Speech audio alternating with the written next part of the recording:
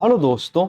आशा करते हैं आप लोग बहुत अच्छे होंगे। द परफेक्ट स्टडी में आप सभी लोगों का बहुत बहुत स्वागत है। बीएड फर्स्ट सेमेस्टर की क्लास स्टार्ट हो चुकी है और हम लोग पेपर फर्स्ट को डिस्कस कर रहे हैं, जिसका नाम क्या है तो शिक्षा के सिद्धांत यानी प्रिंसिपल ऑफ एजुकेशन को हम लोग डिस्कस कर रहे हैं। और इसके पहले 3 क्लास बिल्कुल बेसिक से कवर हो चुकी इस पेपर में। यदि आप लोग उन क्लास को नहीं देखें तो आपको क्या करना है, द परफेक्ट स्टडी के प्लेलिस्ट वाले ऑप्शन में जाएंगे तो आपको शिक्षा के सिद्धांत की प्लेलिस्ट मिल जाएगी। तो एक एक क्लास को वहां से बच्चे कवर कर लीजिएगा। ये आज क्लास नंबर 4 है और इसमें हम लोग किस टॉपिक को कवर करने जा रहे हैं तो उसका नाम है school as a learning organization यानी स्कूल अधिगम संगठन के रूप में। तो इसमें हम क्लास में समझेंगे स्कूल के महत्व को, स्कूल के वैल्यूज को, स्कूल को प्रभावित करने वाले कुछ कारक को, प्रमुख कारकों को, और अधिगम संगठन क्या होता है, इसके कंपोनेंट कौन कौन से होते हैं। एक एक पॉइंट को हम लोग अपने इस क्लास में कवर करने जा रहे हैं। तो पूरी क्लास को बहुत अच्छे से बहुत थम के देखेगा और फिर मैं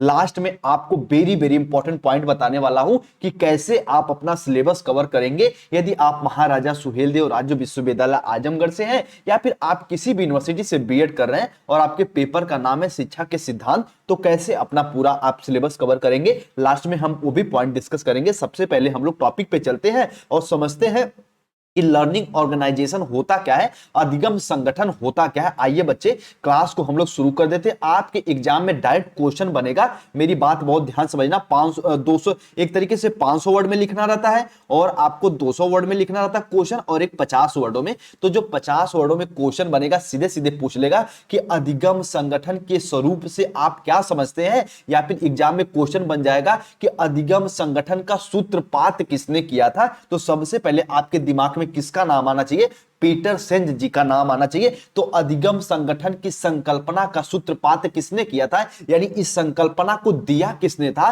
तो पीटरसेन ने दिया था। कब दिया था, 1990 के आसपास में भैया इसका सूत्रपात किए थे। इन्होंने बताया था कि लर्निंग ऑर्गेनाइजेशन होता क्या है, कैसे हम इसमें रह के अपने आप को और बेहतर बना सकते हैं, अपने अपने कार्यों का, अपने नियमों का आकलन मूल्यांकन कर सकते हैं। यही होता है अधिगम संगठन। ठीक है, तो फर्स्ट पॉइंट यहां से क्लियर हो जानी चाहिए कि अधिगम संगठन का सूत्रपात किसने किया था, तो पीटरसेन जी ने किया था।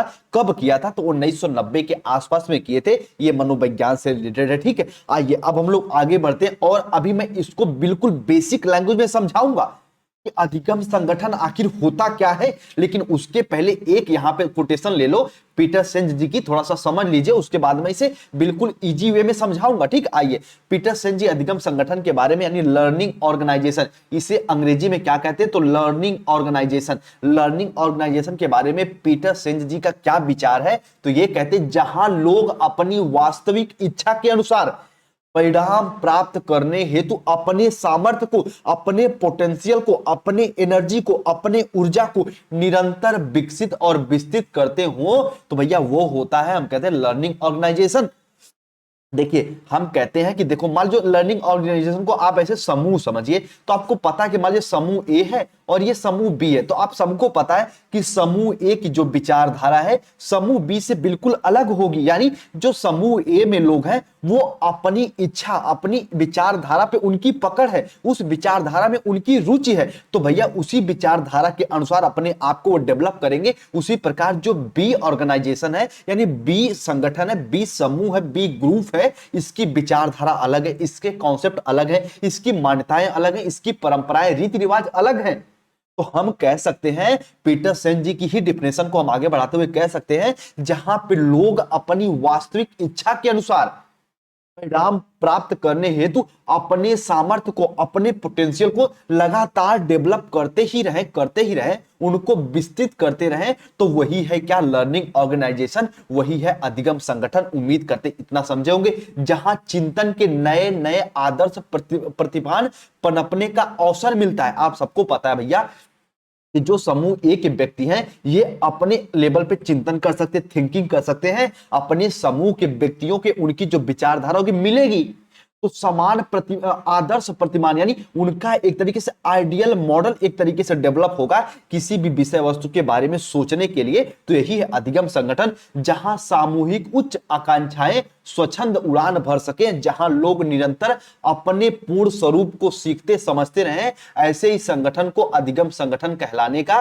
पात्र होता है या फिर हक होता है। तो भैया अब अगर इसे हम अपने लैंग्वेज में तोड़ के बताना चाहें तो एक ही बात कह सकते हैं, जहां पे लोग अपनी इच्छानुसार, जहां पे लोग भैया यानी जन समूह अपने इच्छानुसार या फिर बालक अपनी इच्छानुसार अपने क्रियाकलापों को आगे बढ़ा सके, अपने विचारधारा को आगे बढ़ा सके, उसके लोग उस संगठन में उसका हेल्प करें, उसका एक तरीके साथ दें, तो वही है अधिगम संगठन, वही है लर्निंग ऑर्गेनाइजेशन। इसका सूत्रपात किसने किया था? तो पीटरसेंज जी ने किया था। उम्मीद करते हैं इतने पॉइंट को समझ गए होंगे। एक एक कॉन्सेप्ट मैं आपका क्लियर करूंगा।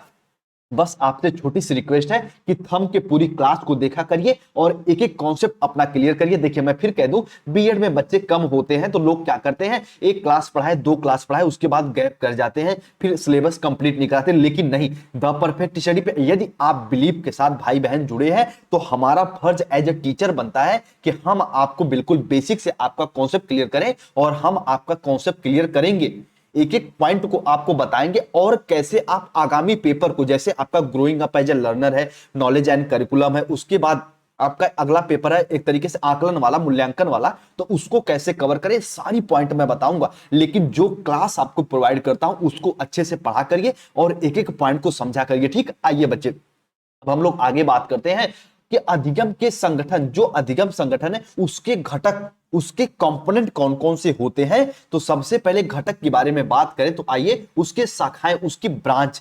तो पीटरसेन जी कहते हैं अधिगम संगठन के 5 निर्णायक शाखाएं होती हैं, यानी जो भी अधिगम संगठन बनता है उसके 5 शाखाएं होती हैं। सबसे पहले व्यवस्थापरक विवेक, यानी आप इसमें रेगुलरिटी रहेगी, ठीक है, जो भी आप अपने लेवल पे इसको सोचने के लिए आपको आजादी रहेगी। तो सबसे पहले घटक में या फिर शाखाएं में सबसे फर्स्ट पॉइंट है कि व्यवस्था परक विवेक होना चाहिए। उसके बाद निजी पूर्ण अधिकार, हम लर्निंग ऑर्गेनाइजेशन उसी को कहेंगे भैया जिसमें अपना कोई भी डिसीजन लेने के लिए हर व्यक्ति एक तरीके स्वतंत्र हो, हर व्यक्ति अपनी बातों को रख सके, तो वही तो है लर्निंग ऑर्गेनाइजेशन। उसके बाद मानसिक प्रतिरूप, प्रतिरूप को ही आप मॉडल कह सकते हो, पैटर्न कह सकते हो, पैटर्न करना ज्यादा बेहतर होगा।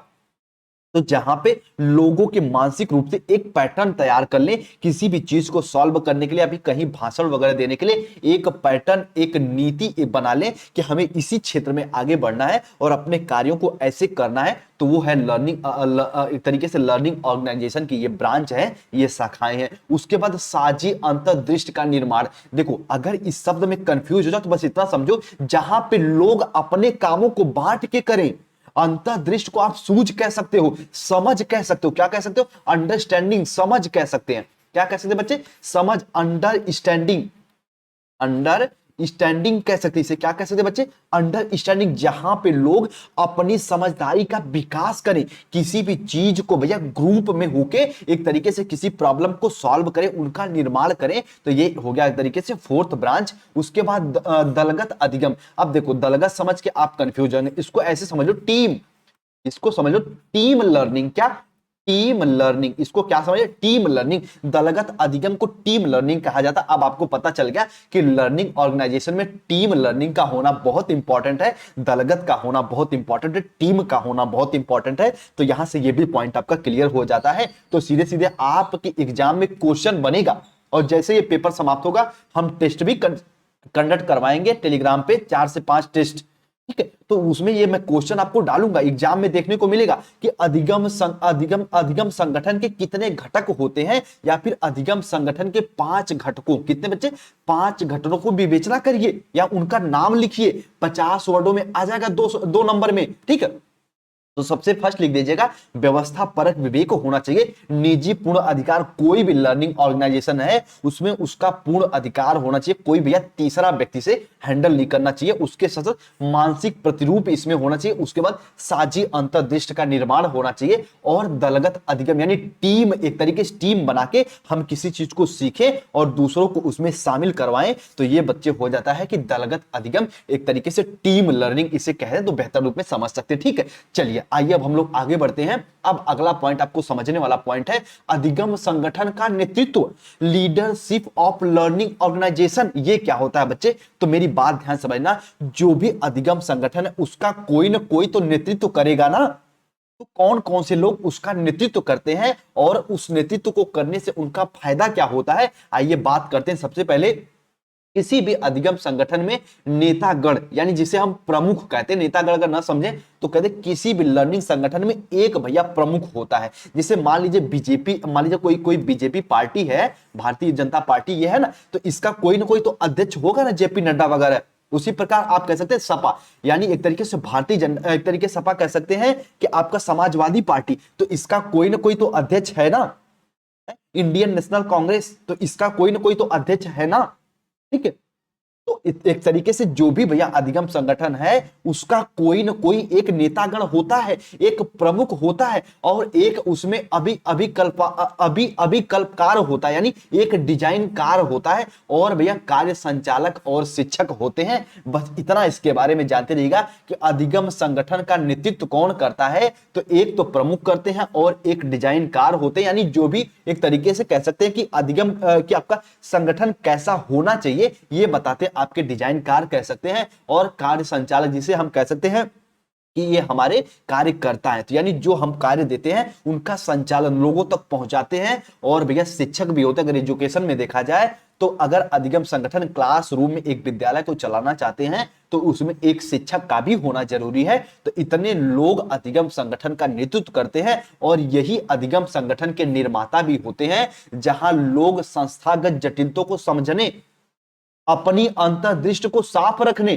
साझे मानसिक प्रतिरूप को सुधारने के लिए अपनी क्षमता को विस्तृत करते रहते हैं। यही होता अधिगम संगठन का नेतृत्व। यानी अधिगम संगठन का नेतृत्व में कौन कौन से लोग आएंगे, सबसे पहले उसमें एक कोई प्रमुख होता है, फिर कोई एक डिजाइनकार चाहे अभिकल्पकार होता है, उसके साथ साथ कार्य संचालक और शिक्षक भी होते हैं, और यही किसी अधिगम के निर्माता होते हैं, उसको बनाते हैं।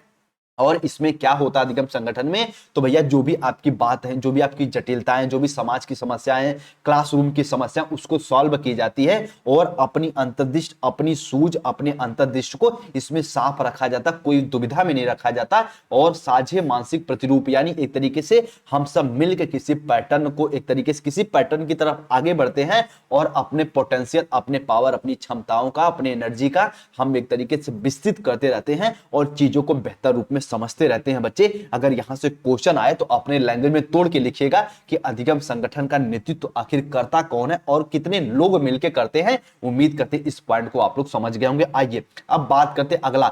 देखिए यही अगर आप वीर बहादुर सिंह पूर्वांचल यूनिवर्सिटी में होते या फिर किसी अन्य यूनिवर्सिटी में होते तो सीधे सीधे क्वेश्चन बनता है कि शिक्षक के प्रमुख गुण क्या पूछ लेता है, शिक्षक के प्रमुख गुण। अगर आप भैया हैं महाराजा सुहेलदेव राज्य विश्वविद्यालय या फिर किसी इससे रिलेटेड अन्य विश्वविद्यालय से हैं तो आपके एग्जाम में देखो कैसे कैसे क्वेश्चन आएगा, ये सिलेबस का पार्ट है।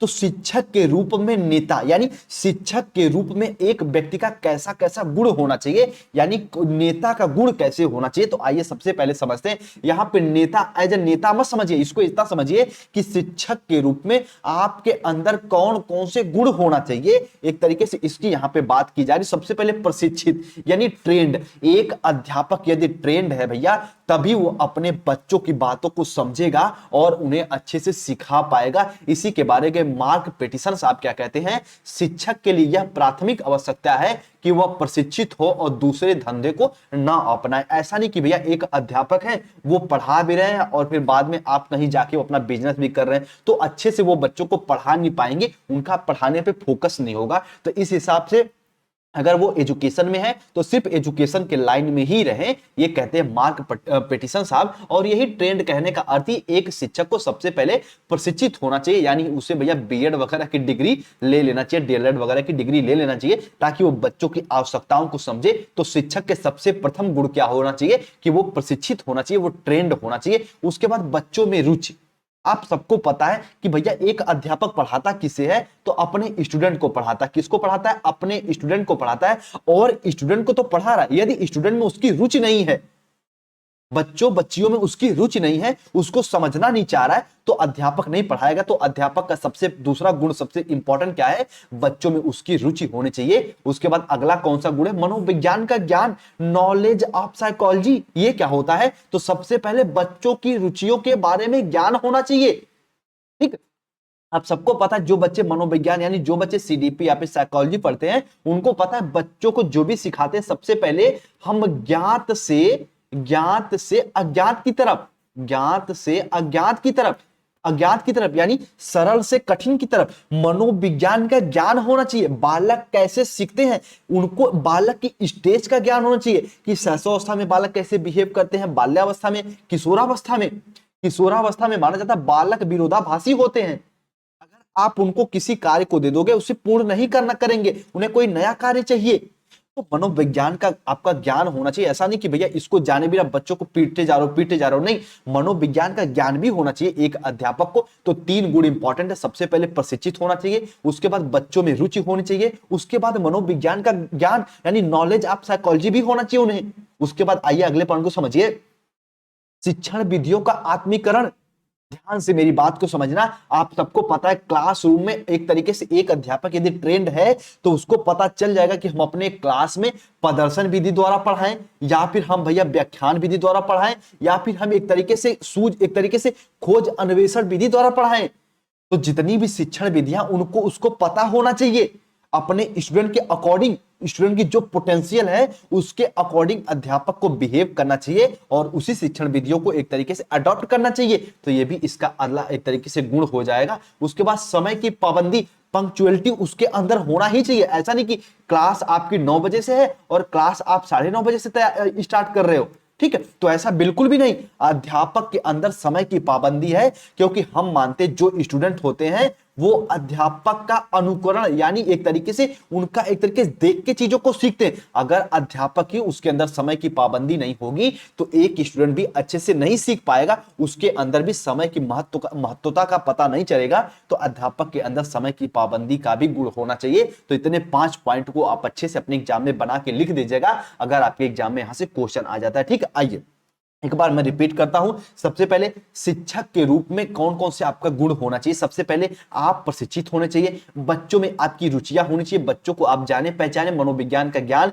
कि बच्चों को पढ़ाया कैसे जाए और तरह तरह की शिक्षण विधियों को भी बारे में आप जानते हो। और भैया समय की पाबंदी का भी आप एक तरीके से आपके अंदर नॉलेज हो, इसकी महत्वता को आप लोग समझे, इसके इंपॉर्टेंस को आप लोग समझते हुए रहें, ठीक है। तो ये शिक्षक के कुछ गुण हो गए। आइए अब हम लोग बात कर लेते हैं विद्यालय की, स्कूल की, ठीक है। अभी तक हम लोग अधिगम संगठन के बारे में अच्छे से समझ लिए कि अधिगम संगठन क्या होता है, पीटरसन जहां इसके बारे में क्या कहते हैं। उसके बाद वेरी वेरी इंपॉर्टेंट पॉइंट समझे उसके घटक के बारे में। और अब हम लोग समझने जा रहे हैं विद्यालय यानी स्कूल के बारे में। भैया यहां से क्वेश्चन बन जाएगा कि विद्यालय से आप क्या समझते हैं। तो आइए मेरी बात बहुत ध्यान समझिए। वर्तमान युग में स्कूल या फिर विद्यालय कहें उस संस्था को कहा जाता है जहां पे औपचारिक रूप से शिक्षा प्रदान की जाती है। इसके पहले हम आपको क्लास में पढ़ा चुके हैं औपचारिक, अनौपचारिक, निरौपचारिक। तो आपको पता है जो औपचारिक है यानी जो फॉर्मल एजुकेशन ये कहां मिलता है, तो हमारे स्कूल में। लेकिन जो हमें अनौपचारिक एजुकेशन मिलता है वो कहां मिलता है बच्चे, तो वो हमारे समाज से, वो हमारे परिवार से, वो हमारे सोसाइटी से, पास पड़ोस से। लेकिन जब विद्यालय की बात आती है तो ये एक औपचारिक अभिकरण है। इतना इसके बारे में जानते रहिएगा। तो वर्तमान युग में स्कूल को हम उस संस्था के रूप में देखते हैं या फिर उस संस्था को कहा जाता है जहां पे औपचारिक रूप से शिक्षा प्रदान की जाती है। स्कूल के इस प्रचलित अर्थ के अतिरिक्त शाब्दिक अर्थ को जानना भी अनिवार्य है। ऐसा नहीं कि स्कूल का यही अर्थ होता है कि औपचारिक रूप में, नहीं, इसके अलावा भी स्कूल या विद्यालय का कुछ अर्थ होता है। जैसे सबसे पहले ये यूनानी भाषा में स्कूल को क्या कहा जाता है, स्कूला कहा जाता है और इसका अर्थ होता है अवकाश। अवकाश क्यों होता है अभी मैं बताऊंगा। स्कूल यानी विद्यालय का अर्थ ही होता है अवकाश यानी छुट्टी, लीव, ठीक है। आइए अब इसकी बात, इसे अवकाश क्यों कहा जाता है आइए समझते हैं। स्कूल का अर्थ ही समझ लेते हैं। यूनानी भाषा में इस अर्थ यानी इस अर्थ को ध्यान में रखते हुए स्कूल का अर्थ लीच महोदय ने इस अर्थ में स्पष्ट किया है कि एथेंस के युवक जिस स्थान पर अपने अवकाश के समय को विचार विमर्श, वाद विवाद, खेल कूद आदि में बिताते थे वे स्थान धीरे धीरे दर्शन तथा उच्च कलाओं के स्कूल में बदल गए। यानी सबसे पहले जो एथेंस के युवक थे वो भैया अपने छुट्टियों में जहां जाके अपना समय बिताते थे, एक तरीके से खेल वगैरह करते थे, वाद विवाद करते थे, ग्रुप डिस्कशन करते थे, वही जो समूह था, वही जो स्थान था, धीरे धीरे वो विद्यालय में बदल गया, वो स्कूल में बदल गया। इस प्रकार स्पष्ट है स्कूल संस्थागत केंद्र जहां पर शिक्षा प्रदान करने की व्यवस्था होती है, जहां पे लोग जाके अपना विचार विमर्श कर पाए, तर्क वितर्क कर पाए, खेल कूद कर पाए, उसी को हम विद्यालय, उसी को हम स्कूल कहते हैं। इतना इसके बारे में जानते रहिएगा। लीच महोदय की ये डिफिनेशन भी आपके दिमाग में होनी चाहिए, एथेंस की युवक वाली कहानी। ठीक है, आइए अब हम लोग आगे चलेंगे, स्कूल के बारे में कुछ डिफिनेशन को समझेंगे। उसके पहले मैं विद्यालय के बारे में यानी स्कूल के बारे में एक पॉइंट और बता दूं, मेरी बात ध्यान समझना। स्कूल का अर्थ क्या होता है, तो हम कहेंगे सर अवकाश। अवकाश इसे क्यों कहा जाता है, क्योंकि लीच महोदय कहते हैं कि जो भैया एथेंस के युवक थे वे अपने गर्मियों के छुट्टी में या फिर जब भी उनकी छुट्टियां हुआ करती थी तो वो वहां पे जाके अपने एक तरीके समय को बिताते थे, एक निश्चित स्थान पे वहां पे खेल कूद करते थे, ग्रुप डिस्कशन करते थे। उसी को धीरे धीरे हम लोग विद्यालय या फिर स्कूल का नाम दे दिए। तो इतना इसके बारे में जानते रहेगा। आइए इसके बारे में हम लोग कुछ परिभाषाओं को जानते हैं। सबसे पहले रॉस साहब क्या कहते हैं विद्यालय के बारे में। विद्यालय वे संस्थाएं या फिर ये संस्थाएं हैं कि जिनको सभ्य मनुष्य द्वारा इस ध्येय से स्थापित किया जाता है कि समाज में सुव्यवस्थित और योग्य बालकों की तैयारी में सहायता मिल सके। यानी सीधे सीधे कहने का मतलब रॉस के द्वारा कि भैया विद्यालय एक तरीके से एक ऐसा लर्निंग ऑर्गेनाइजेशन है या फिर सीखने का संगठन है जहां पे हम एक बालक को एक तरीके से पूर्ण रूप से तैयार कर सके अपने भावी जीवन के लिए। ये कहते हैं हमारे रॉस साहब। इसके डिफिनेशन अपने दिमाग पे जानते रहेगा। महान डेवी, महान जॉन डीवी, कभी आप हमें समय मिला तो एक चैनल है हिमांशु यादव करके, उस पे हम लोग डीवी की एक तरीके से इनके बायोग्राफी को हम कवर करेंगे। बहुत इंपॉर्टेंट मनो एक तरीके से शिक्षाविद हैं। तो जॉन डीवी साहब क्या कहते हैं, विद्यालय का तात्पर्य एक विशेष वातावरण से है जहां जीवन के कुछ निश्चित गुण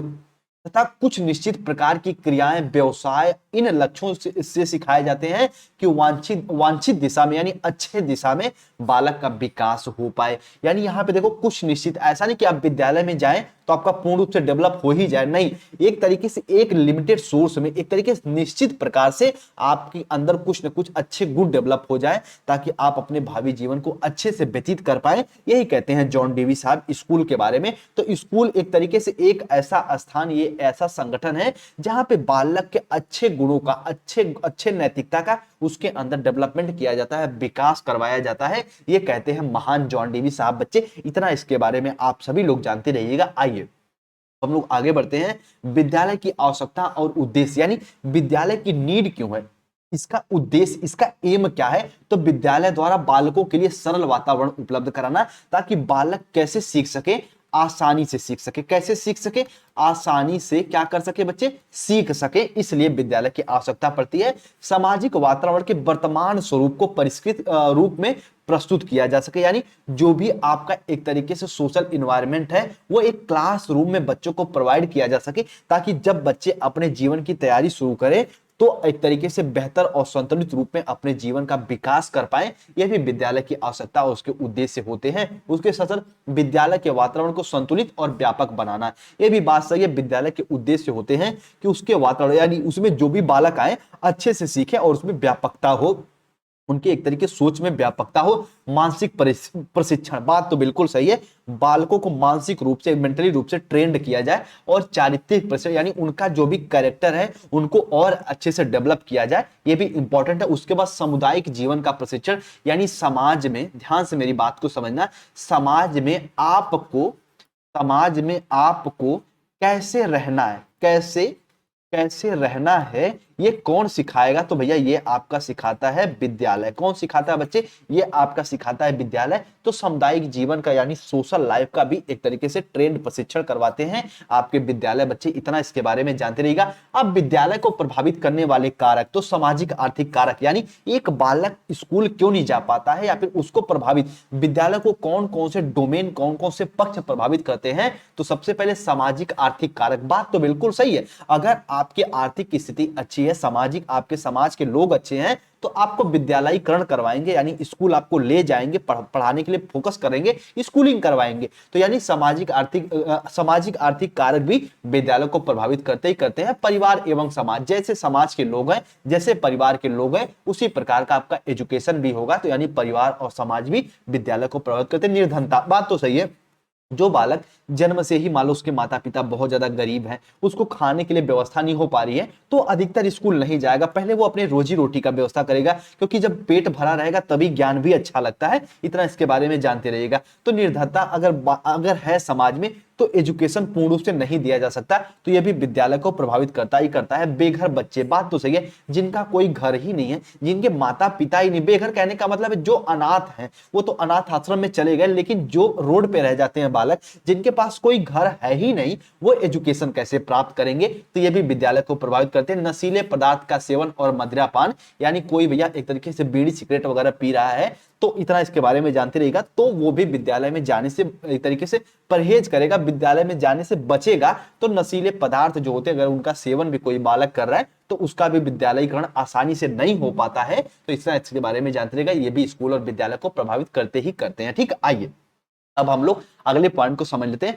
कि स्वतंत्र अनुशासन क्या होता है, इंडिपेंडेंट डिसिप्लिन क्या होता है। तो इसके बारे में बहुत, ये एक तरीके से नया शब्द है स्वतंत्र अनुशासन। तो मेरी बात ध्यान समझना, जहां पे एक बालक को बिना दबाए, बिना उसे आतंकित किए उसको भैया सीखने के लिए आप प्रोत्साहित करो। अनुशासन में तो बालक रहे, लेकिन ऐसा नहीं कि उसे मार पीट के अगर बाबू तुम पढ़ोगे नहीं तुम्हें बहुत मारेंगे, बहुत, ऐसा कुछ भी नहीं। उसको स्वतंत्र रख के भैया चीज सीखने के लिए प्रोत्साहित करें, यही होता है स्वतंत्र अनुशासन, इंडिपेंडेंट डिसिप्लिन। यानी ध्यान से मेरी बात समझना, जब से अनुशासन का नया अर्थ सामने आया है तब से स्वतंत्रता और अनुशासन का संबंध स्पष्ट देखने को मिल जाता है। और आज अनुशासन का तात्पर्य सैनिक अनुशासन से नहीं है। आज अध्यापक का कर्तव्य बालकों को आतंकित करना नहीं है, वरन उसमें स्वस्थ आदतों का निर्माण करना होता है स्वतंत्र अनुशासन के अंदर। कि बालक, ऐसा नहीं कि अध्यापक जो कि बहुत पीटे बहुत मारे तो ही बालक का डेवलपमेंट होगा, बालक सीखेगा, नहीं।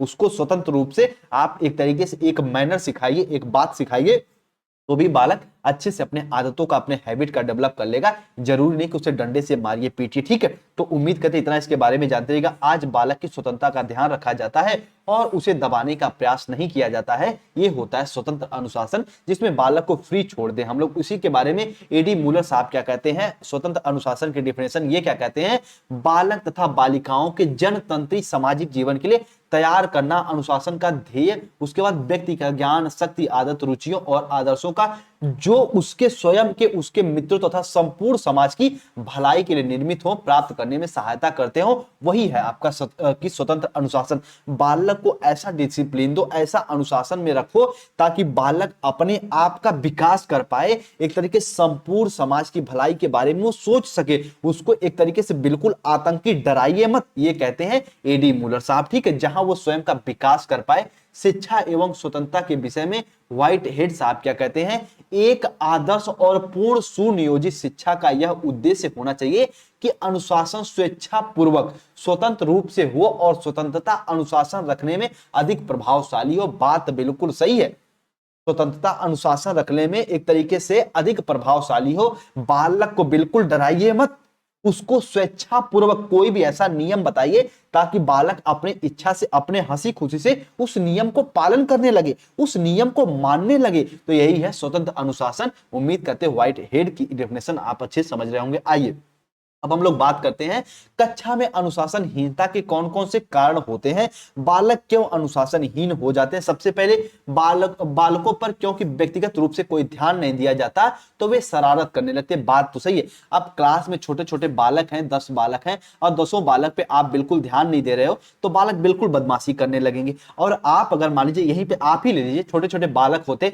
जैसे शांति से बैठ के पढ़ते नहीं पढ़ते, तुरंत आप मोबाइल में गेम लगाते खेलने लगते। लेकिन अब आप बड़े हो गए, आपको जीवन की सच्चाई पता है कि यदि पढ़ेंगे नहीं, बीएड में अच्छा परसेंटेज नहीं आएगा तो आगे चल के आपको डिफिकल्टी का सामना करना पड़ेगा। ठीक है, तो एक तरीके जो छोटे बच्चे होते अगर उनमें व्यक्तिगत रूप से ध्यान न दिया जाए तो वो शरारत करने लगते। तो ये एक तरीके से अनुशासनहीनता का पहला कारण हो गया कि आप एक तरीके डिसिप्लिन में नहीं रह रहे हो। तो पहला कारण कि व्यक्तिगत रूप से ध्यान नहीं दिया जाए। दूसरा कारण है कि कुछ शिक्षक अनुशासन स्थापित करने में दमन का सहारा लेते हैं लेकिन वे अधिक दिनों तक सफल नहीं हो पाते। दमन कहने का मतलब है अगर क्लास से बाहर चले गए इतनी मार मारेंगे कि आप एकदम हाथ पैर तुम्हारा टूट जाएगा। तो इस प्रकार का जो सोच है, जो मानसिकता है, तो इस तरीके से ये अनुशासन में बालक को ज्यादा दिन नहीं रख सकते, एक दिन वो चैन तोड़ के भाग जाएगा। तो दमन का जो एक तरीके से विचारधारा, ये भी एक तरीके से बालक को अनुशासन रखने में, यह भी अनुशासनहीनता का एक तरीके से कारण हो सकता है। उसके बाद अनुशासनहीनता का अगला कारण है जब कक्षा में छात्र अधिक हों,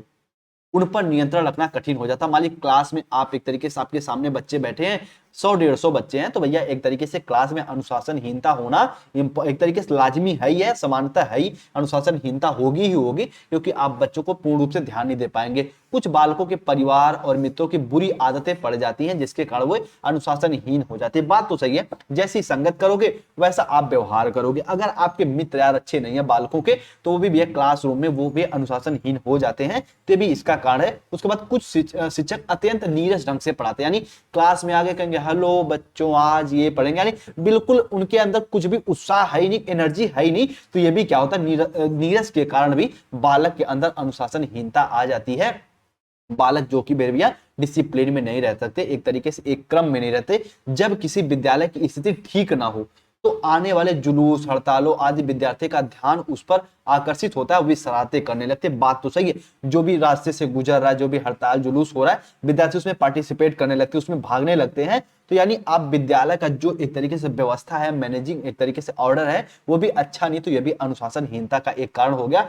उसके बाद कभी कभी एक तरीके से कक्षा की दिशाएं ठीक ना होने पर, जैसे प्रकाश का अभाव हो, फर्नीचर अच्छा ना हो, बैठने के लिए अच्छी व्यवस्था ना हो, तो भी अनुशासनहीनता का कारण है। इसको अपने लेवल पे भी बना के आप लोग लिख दीजिएगा। उसके बाद जब विद्यालय में अप्रशिक्षित व अनुभवी शिक्षक हो तब भी एक तरीके से अनुवांशिकता हो, एक तरीके से अनुशासनहीनता हो ही जाती है। और कुछ बालकों अंक अधिक प्राप्त कर लेते, जैसे क्लास में मान लीजिए टेस्ट लिए, कुछ बालक अंक अधिक प्राप्त कर लिए और कुछ बालक थोड़ा सा पीछे रह गए, तो जो बालक अधिक अंक प्राप्त किए उनमें अहम की भावना आ जाती है और वो भी पढ़ाई में उनका मन नहीं लगता, वो बच्चों को परेशान करते जो उनसे कमजोर रहते हैं, तभी अनुशासनहीनता का एक तरीके से कारण हो जाता है। इसको भी अपने दिमाग में बना के रखिएगा। एग्जाम में क्वेश्चन पूछेगा कि अनुवांशिक एक तरीके से कह देगा कि अनुशासनहीनता के कौन कौन से कारण हैं, उनका भैया विवेचना करिए, तो इतने पॉइंट को मेंशन कर दीजिएगा। ठीक है, आइए उसके बाद कक्षा में प्रायः विद्यार्थियों को प्रश्न और अपनी शंकाओं का समाधान के अवसर प्राप्त नहीं होते,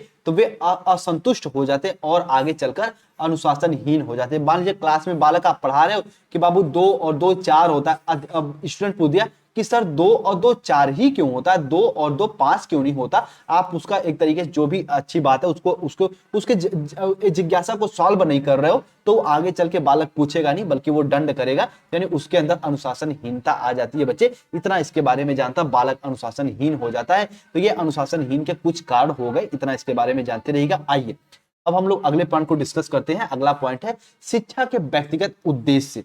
ये क्या होता है, इसके बारे में नन क्या कहते हैं, महान मनोवैज्ञानिक हुए, एक तरीके से शिक्षाविद हुए, दार्शनिक हुए, ये क्या कहते हैं कि मानव जागृति में प्रत्येक अच्छाई पुरुष स्त्रियों द्वारा व्यक्तिगत रूप से किए गए कार्यों द्वारा आती है, इसलिए शिक्षा द्वारा इस पद्धति के सत्य के रूप में बनाया जाना चाहिए। आप सबको पता है मानव जगत में यदि आप लोग चाहते कि सभी लोग प्रशिक्षित हो, सभी लोग एक दूसरे का सम्मान करें, यानी सभी के प्रति अच्छाइयां डेवलप हो, तो जरूरी है कि उनके व्यक्तिगत उद्देश्य को डेवलप किया जाए, उनके व्यक्तिगत उद्देश्य को बताया जाए। तो शिक्षा के व्यक्तिगत उद्देश्य यही कहता है कि सब लोगों में नैतिकता का, मोरलिटी का गुण डेवलप किया जाए, उनको बताया जाए कि समाज के लिए क्या अच्छा है क्या बुरा है। तो ये होता है शिक्षा के व्यक्तिगत उद्देश्य, यही कहते हैं महान नंद साहब। इतना इसके बारे में आप सभी लोग जानते रहिएगा। यानी शिक्षा ऐसी दी जाए जिसमें मानव के मानवता का डेवलप हो जाए, यानी मानव के मानवता का डेवलप हो जाए एक तरीके से, तब हम जानेंगे कि शिक्षा के व्यक्तिगत उद्देश्य है। एक व्यक्ति ये जान पाए कि समाज के लिए क्या अच्छा है क्या बुरा है, हमारा बिहेवियर का किस पे कौन सा प्रभाव पड़ेगा, तो ये शिक्षा के व्यक्तिगत उद्देश्य है। बच्चे इतना इसके बारे में जानते रहिएगा। अब मानवीय मूल्य क्या होते हैं, इसको इसके बारे में जानते रहिएगा। तो मानव जीवन को प्रभावित करने वाले मूल्य ही मानवीय मूल्य हैं। जैसे मान लीजिए हम कह सकते कोई रोड पे गिरा है, तो कोई रोड पे गिर गया, उसको बहुत ज्यादा चोट लग गई है, तो आपका मानवीय मूल्य क्या कहता है, उसको भैया उसकी हेल्प कर दीजिए, उसको थोड़ा सा दवा ववा दिला दीजिए। अगर आपके पास समय ना भी हो तो समय निकाल के उसको दवा वगैरह दे दीजिए। तो यही है तो मानवीय मूल्य, यानी मानव जीवन को प्रभावित करने वाले ही क्या होते हैं, मानवीय मूल्य होते हैं। जैसे ध्यान समझना, मानवीय मूल्य संवेदना से जुड़े होते हैं, यानी हम कह सकते हैं एक दूसरे के इमोशन से जुड़े होते हैं। यह जो व्यक्ति में जितना अधिक संवेदनशील होता है उसके अंदर उतना ही अधिक मानवीय मूल्य होता है। इन मूल्यों के कारण व्यक्ति के कर्तव्य का भार एक तरीके सर्वोपरि से होते हैं। बात ध्यान समझना कि इन मूल्यों के कारण व्यक्ति में जो कर्तव्य का भाव होता है वो सर्वोपरि से होता है। यानी ध्यान समझना कि मानवीय मूल्य में व्यक्ति ये समझता है कि जो समाज की हमें सेवा करना है, समाज की हेल्प करना है, वही कर्तव्य हमारे लिए सर्वोपरि है, वही कर्तव्य हमारे लिए श्रेष्ठ है। तो ये मानवीय मूल्य के बारे में बच्चे इतना इसके बारे में जानते रहिएगा, ठीक है। आइए अब देखिए, नॉलेज एंड करिकुलम में यानी ज्ञान और पाठ्यक्रम में तो आपको करिकुलम पढ़ना ही पढ़ना है, लेकिन उसके पहले इसमें भी आपको पाठ्यक्रम थोड़ा सा पढ़ना है इस पेपर में, यानी कि प्रिंसिपल ऑफ एजुकेशन में। तो आइए समझ लीजिए करिकुलम होता क्या है, पाठ्यचर्या या पाठ्यक्रम क्या होता है। तो संपूर्ण शैक्षिक क्षेत्र में पाठ्यक्रम का बहुत महत्वपूर्ण स्थान है।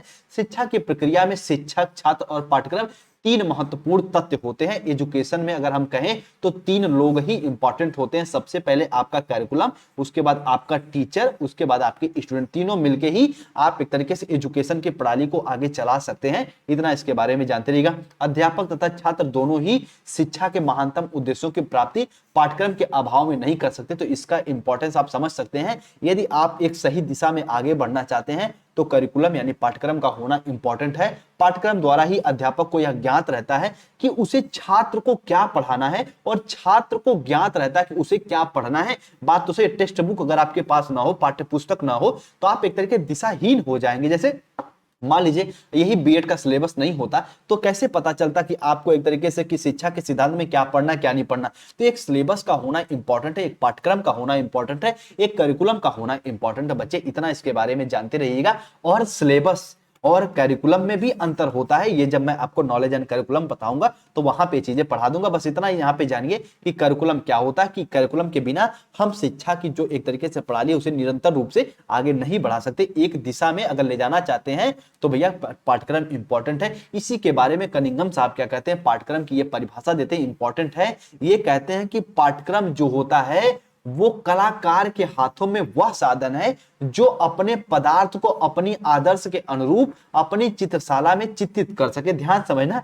ये पाठ्यक्रम यानी पाठ्यक्रम वह कलाकार, यानी एक तरीके से कलाकार को ये अध्यापक बताते हैं कि पाठ्यक्रम जो होता है वो अध्यापक के लिए इतना इंपॉर्टेंट होता है कि उसी पे चल के यानी उसी पाठ्यक्रम के मदद से अपने पदार्थ यानी अपने शिक्षक को एक अध्यापक अपने स्टूडेंटों को, अपने शिष्य को अपने अनुरूप यानी एक तरीके से पाठ्यक्रम के अनुरूप उनको अनुकूल कर देता है, अनुकूलन उसमें ला देता है, एक तरीके से उनके व्यक्तित्व में संतुलन ला देता है। यही कहते हैं कनिंघम साहब कि पाठ्यक्रम वह साधन है जिसके माध्यम से एक अध्यापक अपने शिक्षकों के अंदर अपने आदर्श, अपने उद्देश्यों को स्थापित कर देता है, अपने चीजों को अडॉप्ट यानी उनमें एक तरीके से समाहित कर देता है। यही कनिंघम साहब की डिफिनेशन होती है करिकुलम में, और इसे ही हम कह सकते हैं दौड़ का मैदान कहते हैं पाठ्यक्रम को। इतना इसके बारे में जानते रहिएगा। अब बात आ जाए इस पाठ्यक्रम के महत्व क्या होते हैं, करिकुलम के कौन कौन से इंपॉर्टेंस होते हैं। सबसे पहले छात्रों को यह ज्ञान हो जाता है कि उन्हें कितनी विषय वस्तु कितने अध्ययन करनी है। बात तो सही है,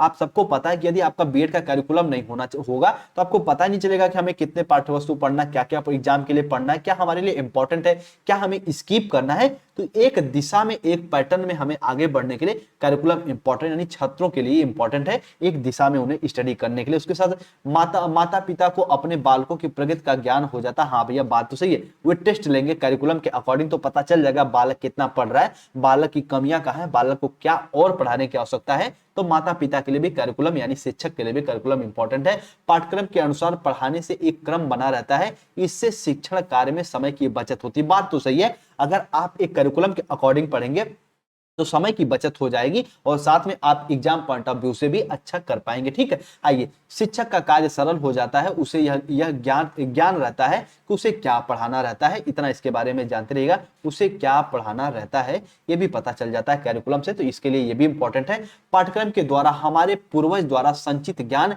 एक पीढ़ी से दूसरे पीढ़ी में ट्रांसफर या हस्तांतरित होते रहते हैं। बात तो सही है भैया, जो भी हमारे पाठ्य पुस्तक, हमारे टेक्स्ट बुक में हमारी एक तरीके से हमारे इतिहास के बारे में, हमारे पीढ़ियों के बारे में, हमारे स्वतंत्रता सेनानियों के बारे में जो लिखा रहता है वो हम अपने आने वाली पीढ़ियों को देते हैं, यानी जो हमारी न्यू जनरेशन होती है उन्हें भी देते रहते हैं। तो भी पाठ्यक्रम का बच्चे महत्व हो जाता है। उम्मीद करते हैं पूरी क्लास को आप लोग बेहतर रूप में समझे होंगे। यहीं पे क्लास ऑफ होती है, उसके साथ साथ बीएड में और बेहतर करने के लिए आपको पता है आपकी यूनिवर्सिटी नई बनी है, तो बीएड का कंप्लीट नोट्स लेने के लिए आप इस नंबर पे संपर्क कर लीजिएगा। और इवनिंग में जो 8 बजे क्लास होती है वो भी आपके लिए इंपॉर्टेंट है। क्योंकि मैं कुछ समय बाद कहने वाला हूं कि जो भी वो क्लास हो गई उनसे आप कवर कर लीजिए। तो वो क्लास अभी से आप लोग पढ़ा करिए जो शाम को इवनिंग में 8 बजे क्लास होती है। जैसे उसमें ग्रोथ एंड डेवलपमेंट आपको मैं पढ़ा दिया हूं, शारीरिक विकास पढ़ा दिया हूं, सामाजिक विकास पढ़ा दिया हूं, संज्ञानात्मक विकास पढ़ा दिया हूं। तो ये सब टॉपिक आपको पढ़नी है growing up as a learner में। तो जब मैं प्लेलिस्ट बनाऊंगा तो वो वीडियो उसमें ऐड कर दूंगा। तो अभी से उन क्लास को आप लोग कवर कर लीजिए, ठीक है। और जल्दी मैं आपका सेकंड पेपर भी उसका सिलेबस डिस्कस करके उसके फर्स्ट पोर्शन को कवर करूंगा, और वो पेपर कैसे आपको पढ़ना सारी बातें मैं उस पेपर में बताऊंगा। उम्मीद करते हैं पूरी क्लास को समझेंगे। नोट्स वगैरह के लिए इस नंबर पे आप संपर्क कर लेना। चारों पेपर के नोट्स आपको 149 में मिल जाएंगे। उसके साथ साथ उसमें इंपॉर्टेंट क्वेश्चन और मॉडल पेपर इंक्लूड होंगे। और नोट्स यदि आप इंग्लिश लैंग्वेज में लेना चाहते हैं तब भी अवेलेबल है, हिंदी में लेना चाहते हैं तब भी अवेलेबल है। थोड़ा सा आप व्हाट्सएप पे मैसेज कर दीजिए और हम जैसी मैसेज रीड करते हैं आपका जवाब देने का पूरा प्रयास करते हैं, ठीक है। चलिए, चैनल पर नए हैं बच्चे तो कहने की आवश्यकता नहीं होनी चाहिए, अपना एज ए फैमिली मान के द परफेक्ट स्टडी को सब्सक्राइब कर लीजिए और अपने दोस्त यार तक जरूर शेयर कर दीजिए। और टेलीग्राम चैनल से जुड़ जाइए, जो भी क्लास की इंफॉर्मेशन वगैरह रहती है टेलीग्राम चैनल पे आपको इन्फॉर्मेशन दे दी जाती है, ठीक है। हमसे पर्सनली भी जुड़ना चाहते हैं, डिस्क्रिप्शन में लिंक है, आप इंस्टाग्राम से भी जुड़ सकते हैं, ठीक है। चलिए, हम लोग मिलते हैं अपने अगली क्लास में, और नोट्स के लिए इस नंबर पे संपर्क कर लीजिएगा, ठीक है। वेरी वेरी इंपॉर्टेंट ये क्लास थी। एक बार हम आपको बताते हैं कि आज हम लोग अपने क्लास में पढ़े क्या है, तो ध्यान से मेरी बात समझना। आज हम लोग अपने क्लास में पढ़े हैं अधिगम संगठन के बारे में और स्कूल के बारे में, और एक तरीके से करिकुलम क्या होता है इसके बारे में पढ़े। इंपॉर्टेंट क्लास थी। इसके बाद एक क्लास आपकी और आएगी, तब जाके आपका पेपर फर्स्ट समाप्त होगा। इसके बाद ये टेस्ट पेपर आपके होंगे, ठीक है बच्चे। उम्मीद करते पूरी क्लास को अच्छे से समझे होंगे, और ये आप स्पेशल आपके लिए क्लास चलाई जा रही है, तो आपका भी फर्ज बन रहा है कि थोड़ा बहुत आप शेयर करें। अपना as a teacher, as a भाई, एज ए फ्रेंड मान के आप क्लास को जरूर शेयर करें। द परफेक्ट स्टडी को अपना प्यार बनाए रखें। मिलते हैं हम लोग अपने अगली क्लास में सभी दोस्त यार भाई बहन को। जय हिंद, जय भारत।